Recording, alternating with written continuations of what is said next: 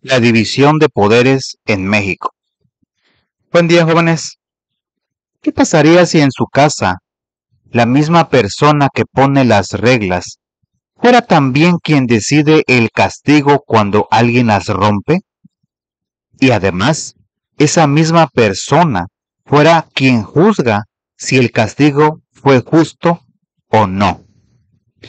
Suena problemático, ¿verdad?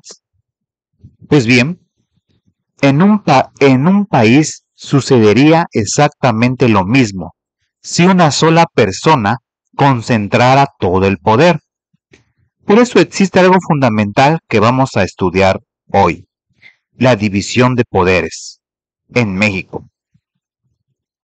Este tema no es solo teoría, es el mecanismo que protege sus derechos como ciudadanos, que garantiza que nadie abuse del poder y que permite que nuestro país funcione de manera equilibrada. Aquí va un dato curioso. Esta idea tiene más de 250 años y sigue vigente porque realmente funciona. Lo que vamos a ver hoy les ayudará a entender cómo funciona el México en el que viven y del que ustedes son parte fundamental. Vamos a comenzar desde el principio. Todo esto nace con un pensador francés del siglo XVIII llamado Montesquieu. Este filósofo escribió una idea que cambió para siempre la forma en que se organizan los gobiernos modernos. Él dijo algo muy simple, pero muy poderoso. En un Estado debe haber tres poderes independientes e iguales entre sí, que se equilibren recíprocamente. ¿Por qué era tan revolucionaria esta idea? Porque antes de Montesquieu, lo común era que los reyes tuvieran todo el poder. Hacían las leyes, las aplicaban y juzgaban. No había quien los detuviera. Montesquieu entendió algo fundamental. El poder absoluto corrompe absolutamente. Por eso propuso dividirlo. Piensen en esto. Cuando juegan un partido de fútbol, necesitan un árbitro imparcial, ¿cierto? Pero, ¿qué pasaría si uno de los jugadores fuera también el árbitro? El partido sería injusto porque esa persona decidiría todo a su favor. Eso es exactamente lo que pasa cuando el poder no está dividido. Ahora traigamos esto a México. Esta brillante idea de Montesquieu quedó plasmada en nuestra Constitución Política de los Estados Unidos Mexicanos, específicamente en el artículo 49, que es muy claro y que voy a leerles textualmente. El supremo poder de la Federación se divide para su ejercicio en legislativo, ejecutivo y judicial. No podrán reunirse dos o más de estos poderes en una sola persona o corporación. ¿Qué significa esto? Que en México es completamente ilegal que una sola persona o grupo concentre dos o más de estos poderes. Están separados por mandato constitucional para garantizar que ninguno abuse de su autoridad. Y aquí viene algo importante que quiero que entiendan. Estos tres poderes no trabajan completamente aislados, pero sí son independientes. ¿Qué quiere decir esto? Que cada uno tiene su propia función, sus propias responsabilidades, pero deben colaborar entre sí para que el Estado funcione. Es como un equipo de básquetbol. Cada jugador tiene una posición específica, pero todos trabajan juntos para ganar el partido. Vamos ahora con el primer poder, el poder ejecutivo. El artículo 80 de nuestra Constitución dice algo muy específico. Este poder se deposita en una sola persona, que se llama Presidente de los Estados Unidos Mexicanos. Actualmente, y esto es importante que lo sepan porque es parte de nuestra historia reciente, Nuestra presidenta es Claudia Sheinbaum Pardo, quien asumió el cargo en 2024 y gobernará hasta 2030. Es la primera mujer en ocupar la presidencia de México, lo cual es un hecho histórico. Ahora bien, ¿qué hace exactamente el Poder Ejecutivo? Piensen en él como el administrador del país. Es quien se encarga de gestionar los recursos necesarios para que el gobierno funcione día a día. Sus funciones principales son representar a México ante otros países. Cuando ven en las noticias que la presidenta viaja a Estados Unidos, Canadá o cualquier otro país, está ejerciendo esta función de representación internacional. Administrar las secretarías de Estado. Estas son como departamentos especializados. Está la Secretaría de Educación Pública, la de Salud, la de Seguridad. Cada uno tiene funcionarios que trabajan bajo el mando del Poder Ejecutivo. Comandar las Fuerzas Armadas. El presidente o presidenta es el comandante supremo del Ejército, la Fuerza Aérea y la Marina. Déjenme darles un ejemplo. Cuando el gobierno federal decide implementar un nuevo programa de becas para estudiantes de preparatoria, ¿quién lo ejecuta? El Poder Ejecutivo a través de la Secretaría de Educación Pública. Él no crea la ley que autoriza esas becas, eso lo hace el Congreso, pero sí es responsable de que el programa funcione y llegue a ustedes. Pasemos ahora al segundo poder, el poder legislativo. Este es el encargado de crear, discutir y aprobar las leyes que van a regir nuestra vida política, económica y social. Sin leyes, viviríamos en el caos. Las leyes son las reglas del juego de nuestra sociedad. El artículo 50 de la Constitución establece que el Poder Legislativo de México se deposita en un Congreso General que se divide en dos cámaras. Y aquí viene algo que quiero que comprendan. Primera cámara, la Cámara de Diputados, también conocida como Cámara Baja. Esta cámara representa directamente a los ciudadanos. Los diputados son elegidos para representar los intereses del pueblo. Segunda cámara, la Cámara de Senadores, conocida como Cámara Alta. Esta cámara representa a cada entidad federativa, es decir, a cada estado de la República. Ahora, seguramente se preguntarán, ¿por qué necesitamos dos cámaras? ¿No sería más sencillo tener una sola? Es una buena pregunta. La razón es que las leyes son tan importantes que necesitan ser revisadas dos veces desde dos perspectivas diferentes. Es un doble filtro para asegurarnos de que las leyes sean justas, bien pensadas y beneficien a todos. Piensen en esto. Cuando ustedes escriben un ensayo importante, ¿no lo revisan varias veces para entregarlo? ¿No les piden a veces que alguien más los lea para detectar errores? Pues con las leyes es lo mismo, pero multiplicado por 1000, porque las leyes afectan a millones de personas. Como menciona el autor Eduardo García Maínez en su libro Introducción al Estudio del Derecho, el Poder Legislativo le corresponde la función legislativa, es decir, la formulación de normas jurídicas generales. Ellos son los creadores de las reglas que todos debemos seguir. Y llegamos al tercer poder, el poder judicial. Este poder es como el guardián de nuestros derechos. Su función principal es vigilar que las leyes se apliquen correctamente y que no se violen los derechos de las personas. El Poder Judicial está integrado por varios órganos. La Suprema Corte de Justicia de la Nación, que es el tribunal más importante del país. El Tribunal Electoral del Poder Judicial de la Federación. Los tribunales colegiados y unitarios de circuito. Los juzgados de distrito.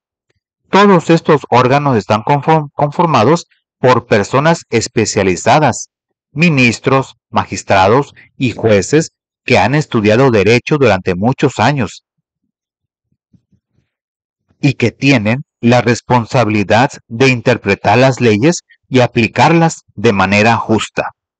Déjenme explicarles con un ejemplo muy concreto, porque el Poder Judicial es tan importante.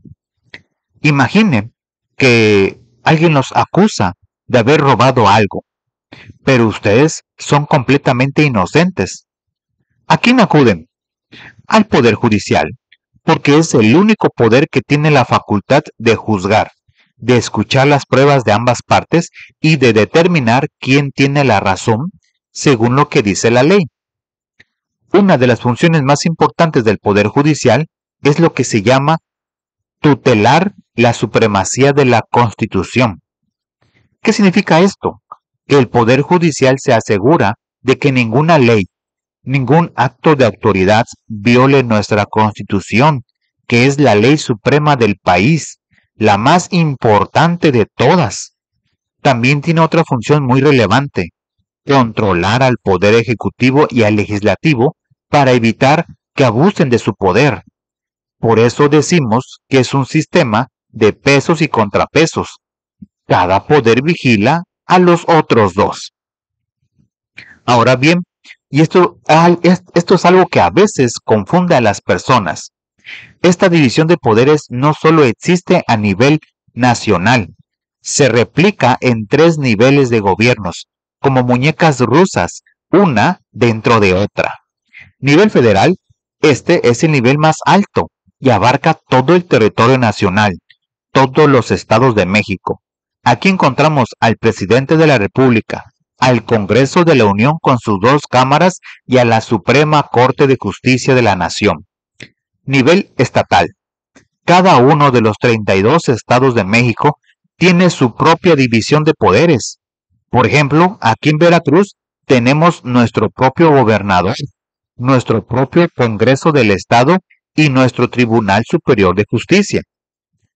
Hablemos específicamente de Veracruz porque es importante que conozcan cómo funciona su propio estado. El Congreso del Estado de Veracruz es unicameral, es decir, tiene solo una cámara, a diferencia del Congreso Federal, que tiene 2.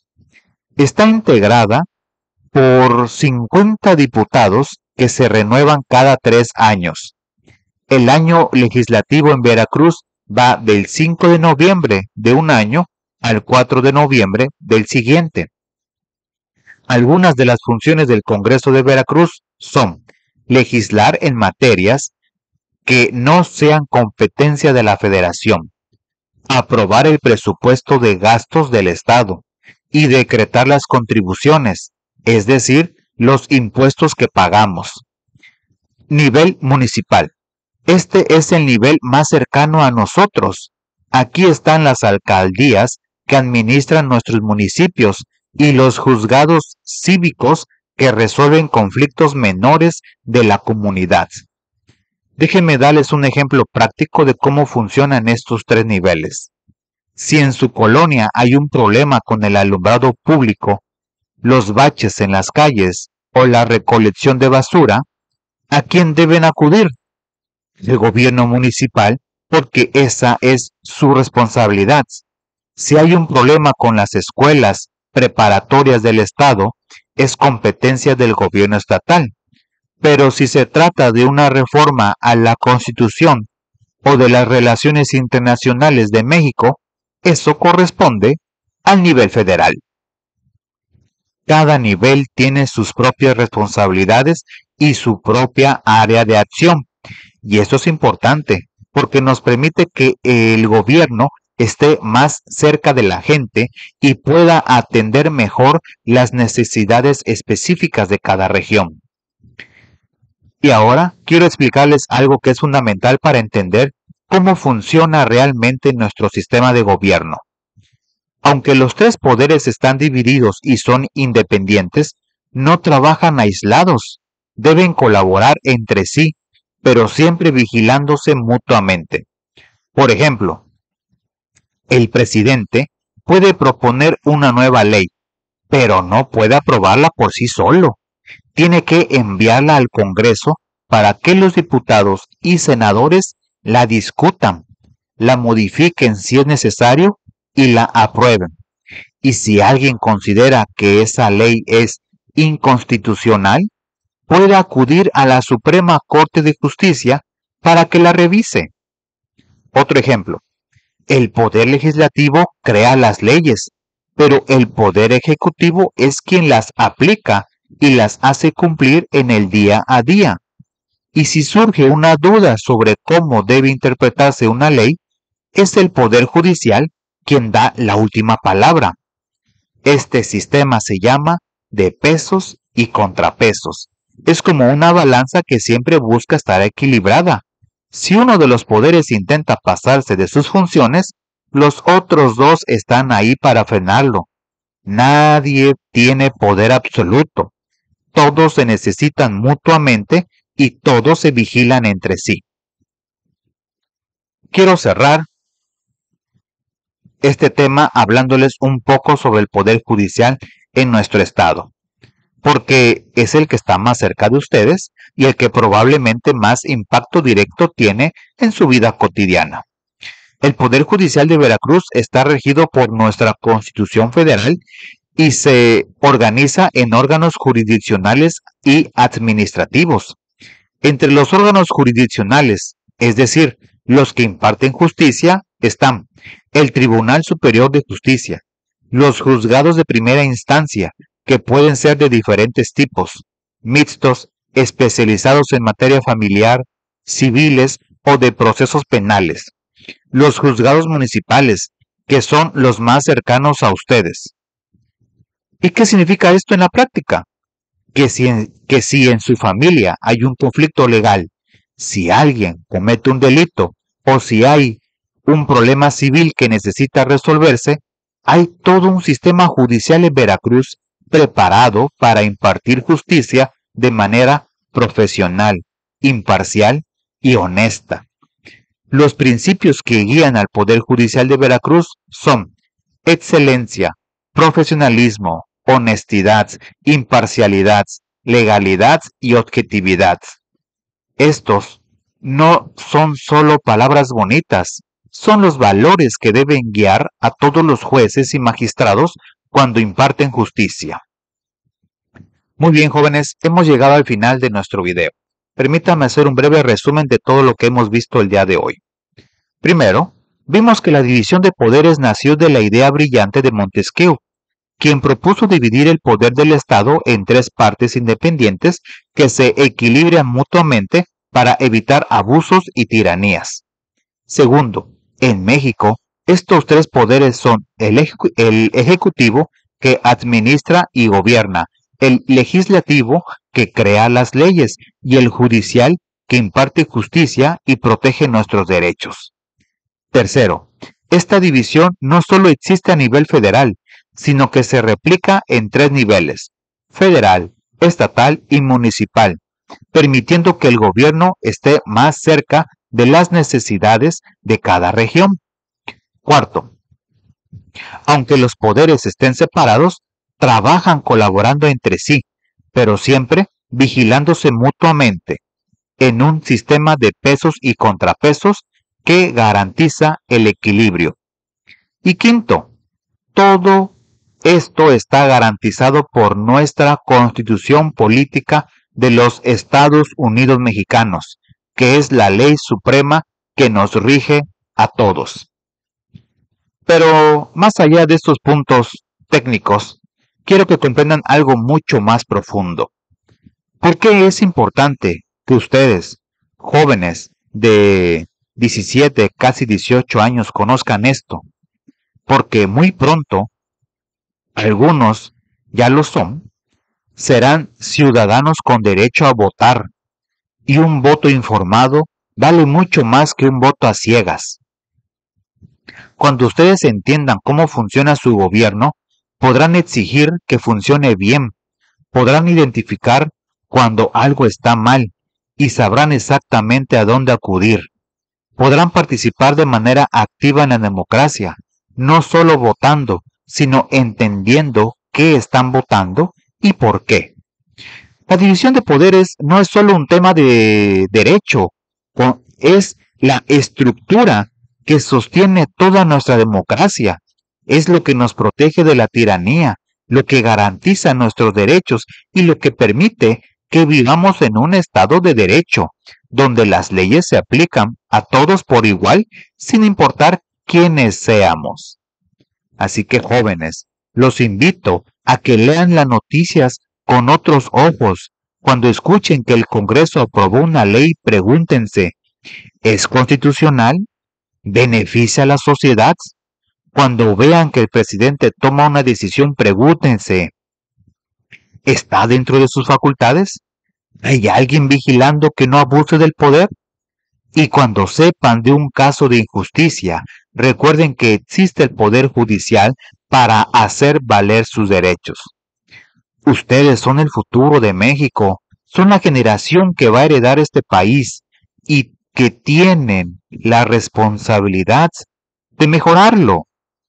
Y un país mejor comienza con ciudadanos informados, críticos, participativos y conscientes de sus derechos y obligaciones.